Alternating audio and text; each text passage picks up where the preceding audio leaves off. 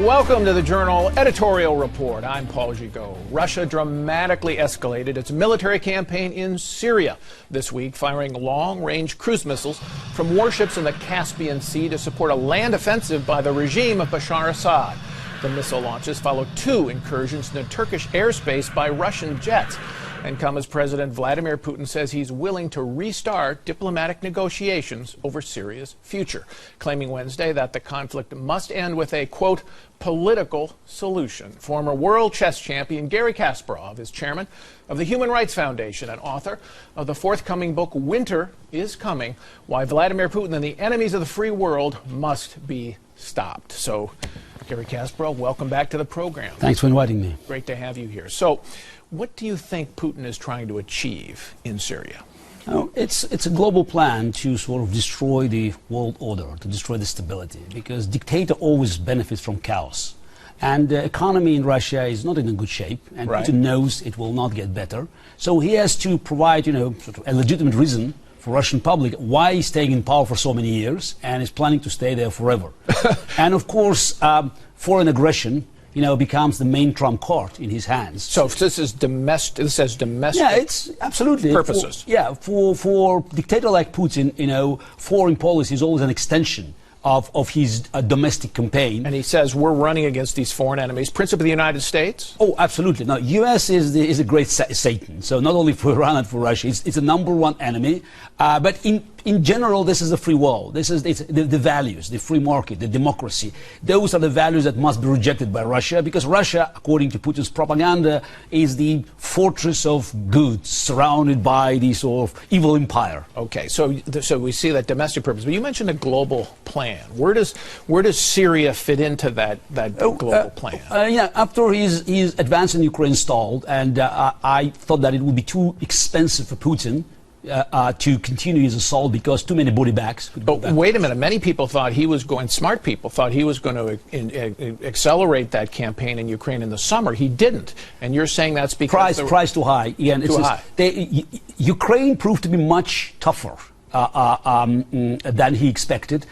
He thought that ethnic Russians in the south and eastern Ukraine would embrace Russian tanks. They haven't. No, most of them, subscribe for Ukrainian army. And what we saw in East Ukraine was more or less a civil war between pro-European Russians that made a majority of Ukrainian army and Putin forces. So that was too much for Putin to push forward. So open up another front. I thought about the south. I thought about South Azerbaijan, Georgia, but Putin actually went further south.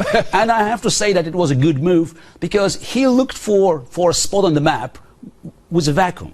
Right. And also with more opportunities to create chaos and to affect the reputation of the United States, to bring it even further down, and also to weaken Europe.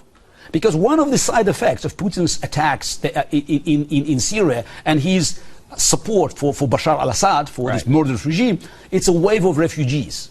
There are hundreds of thousands, now potentially millions of refugees fleeing into Europe. So he's putting pressure on Europe. Yes, but what happens in Europe, with more refugees there, you could see that the ultra-right wing nationalist xenophobic parties, they're gaining ground. And they are all allies of Vladimir Putin. And eventually, when in March 2016, European Union has to decide on further sanctions, whether to prolong them or to leave them, Putin expects that his allies in Europe will help him to get rid of sanctions. So he'll whisper and say, look, to Europe, I'll help you here with this refugee flow. You just have to do one thing for me, lift those sanctions. Exactly, absolutely. Also, it's an important message that if you stick with me, that Putin's message, I'm with you.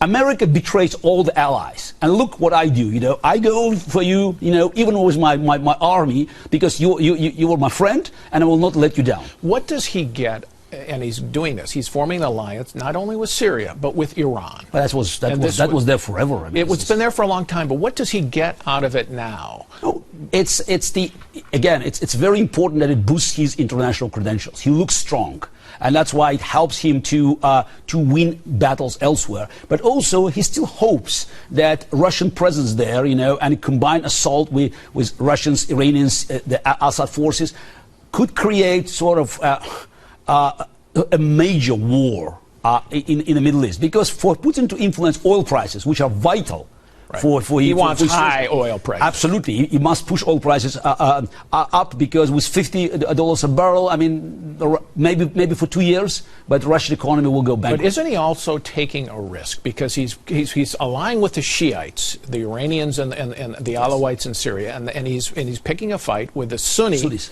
in the rest of the Middle East. Isn't that possible that he could create a more jihad inside Russia?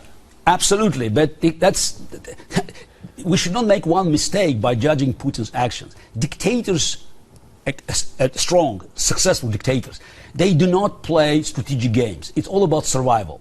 Putin thinks, one or maximum 2 moves ahead.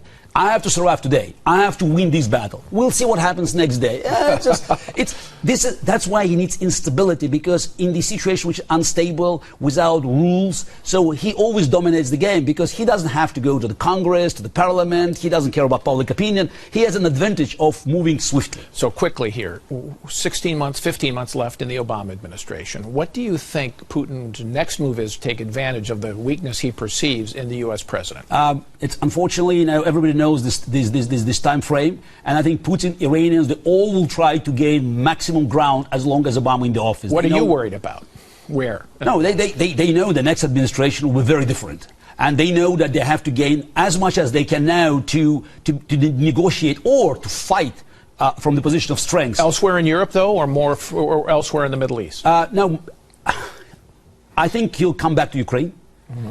If oil goes down to 20, I would not be surprised him crossing the NATO borders in Estonia, Latvia. But I would watch another destination. Look at Putin's preferences: oil, deep water ports, chaos, instability. Benghazi. That's another possible, in Libya, yes, which is a big oil exporter. But also refugees going to Europe. So this is the way Putin thinks. I think Benghazi is probably one of the spots on the map that is just bringing his attention. All right, Garry Kasparov, thanks so much for being here.